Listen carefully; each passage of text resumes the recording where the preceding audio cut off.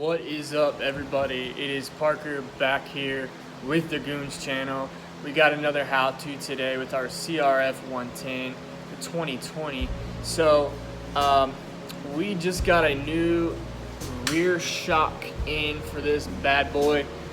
So today's a perfect day to install it. I went out and rode this beast 450 last night after having some suspension issues. Finally got it dialed in, man. Corey at Specific Suspension here in Austin got it super dialed. Felt amazing. Was out at Murphy's last night. It was a fun time. Had a bunch of good friends out there. We all ripped around. It was great. But kind of working on it. Just did a radiator flush. Gonna change the oil. Got a bunch of stuff I'm doing to it. Started hearing like a little ticking sound in the engine, so I think it's either the timing chain, so the cam chain, or the cam chain tensioner. So I'm gonna try to figure that out today as well. But it started raining out here, so it's a perfect day to be working in the garage. But anyway, we got this new rear shock for the 110. We're gonna slap it in there. So we got the D&M. It's the 350. So the 350 pound MKR. I've heard mixed reviews about it. I've heard some people think it's terrible, some people think it's great. My buddy has a 2020 CRF 110 that we rode yesterday, and I love his shock. So we'll see how it holds up, and we'll have a review on that as well. But we're gonna install it today, show you guys the how-to of it, and we'll see any issues that we run into and what not to do. So stay tuned, y'all. Let's do it. Okay, y'all, so the first step to this is going to be taking off the seat as well as all the plastics so that we can actually get to the shock mount. What you're going to need is some kind of, I would recommend a socket, this mainly because you can't really get a wrench on those bolts where they're just kind of positioned. So some kind of socket is going to be a 8mm socket. So 8 for the bolt here, as well as 8 for the bolt for the seat that holds the seat on, as well as that plastic. So we're just going to go ahead and take these guys off. So just go ahead and break it. You pretty much twist it off with your hand. One bolt, make sure you keep these in a place that you don't lose them. Not going to be fun if you lose one of those small bolts.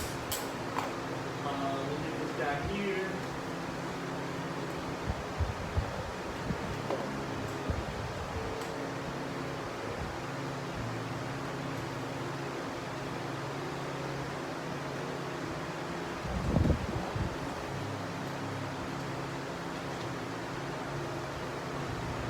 Right, now I'm going to hit the other side, and then we'll get more into how to do the actual shock.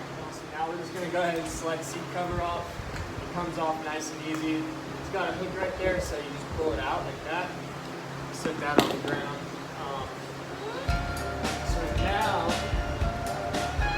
we should be able to take these plastics off. So they just bolt or snap in.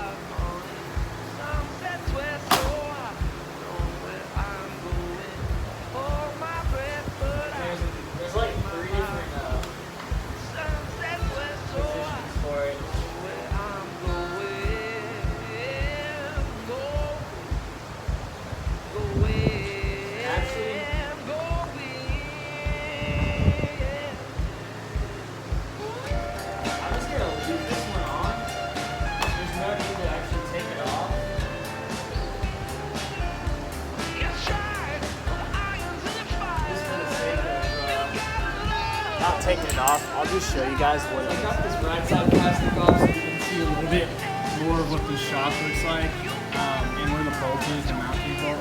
So this is one of the mounting bolts here. Also, it's got one down here and on the other side. So pretty much what we're gonna do is we're just gonna pop these off, and then we'll be able to swap the new shock in there. And hopefully we don't have to drill anything, but from what I've seen, a lot of people have had to. So we'll see what's up with this guy, because these are made for the 18s and down, not the 19s and up. But we'll see what happens when we get there. So I got the bike on the stand just so I can pull that stock shock out. So you can see the bolts. So there's a bolt that comes through this side. That's pulled out. The nut comes through here.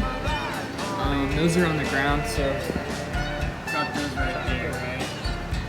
And then the back one that is mounts right here. So that bolt is on the ground right there, and then also that nut as well. So you can see it's pretty much just free hanging. You want to get it on a stand so you can pull it off, right? So that's where it fits, and then you can just pull it right out the back. Then you have your stock shock. So now what we're going to do is we're going to go ahead and put it in and see how it works. Everyone learns. Let's check this out real quick. So we got the shock installed. So we have the 350-pound rider shock D&M installed on this 110. This guy right here is actually not bad. I thought it was going to be a little bit harder. It only takes, I would say, from start to finish about an hour. But for you guys with this tutorial, it'll be a little bit quicker since it was my first time doing it. You guys should be able to do it faster. A few quick tips. When you are trying to match the eyelets up here with, when you're trying to put this bolt through, when you're matching the eyelets in the shock and the frame, go ahead and take this back fender off right here, because what happens is you need to pull up on the actual shock towards the ceiling to get the eyelet low enough to match the actual shock eyelet and the frame eyelet. So pull it up towards you. The only thing you have to do to take this back fender off, these two bolts right here, and it'll pull down. Just move it out of the way and everything will be fine. Just that way you don't have to struggle with trying to get, because otherwise you don't have enough clearance to pull the actual shock towards you. Other than that, super easy. We're going to slap the plastics back on. It'll be nice and quick. And then we'll give it a whirl, we'll see how it rides, how it feels. And the last thing is, the only thing you need for this project is going to be a socket. You're going to need a 14mm socket, and then you're going to need a 17mm socket. So the 14 you're actually going to use on what is this actual bolt right here, this bolt, and then this back bolt. So 14mm there, and then on the other side, show you the opposite. Right here, you just need a 17mm as well as 17 here on both of those nuts.